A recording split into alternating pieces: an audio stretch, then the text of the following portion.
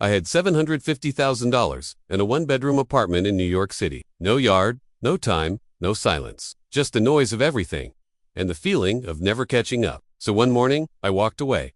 I left the city, left the status, and moved to a town most people have never even heard of. And now, I've never felt more free. Hey, I'm Mark, and this is the story of how I gave up everything people think matters and found everything that actually does. At 42, I retired early. Not because I had millions, not because I invented anything, but because I stopped playing a game that wasn't built for peace. I took $750,000 and traded New York for a small, quiet town where no one rushes, and no one cares what you do. Let me show you how I did it. Life in New York, and why I left. I spent 19 years in New York, worked in digital advertising, long hours, nice income. I lived in a small condo in Brooklyn, ate out too much, scrolled too often, worked even when I didn't want to.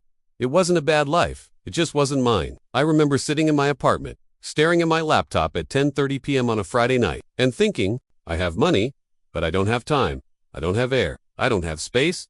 That was the beginning of the end. The $750,000 plan. By the time I was 42, I had $750,000 saved. $470K from selling my condo, $180,000 in my retirement accounts. $100K in a brokerage account, a few thousand in cash, and a part-time consulting gig that brought in around $800 a month. I knew if I kept living like I was in New York, I'd burn through that in a few years. So I made a new plan.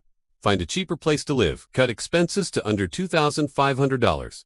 Month, keep investing, let the market do its thing, and most importantly, live slower the town no one talks about. I didn't move to Miami, or Austin, or Denver. I chose a quiet little town in the southeast. I won't name it, because honestly, I like that no one knows. It's peaceful, real, grounded, population. Under 20,000, monthly rent for a 2-bedroom house, $1,100.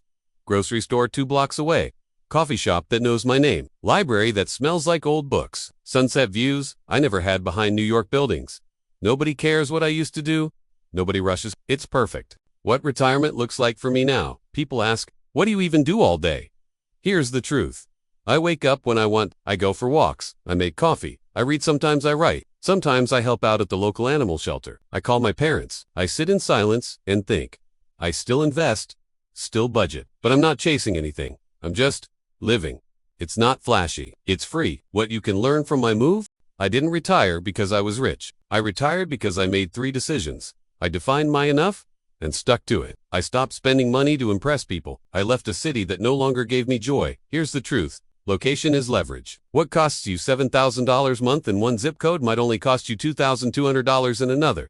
And freedom is not about how much you have. It's about how little you need to feel complete. If you're living in a big city and feeling trapped, you don't have to stay there. I left New York with $750,000.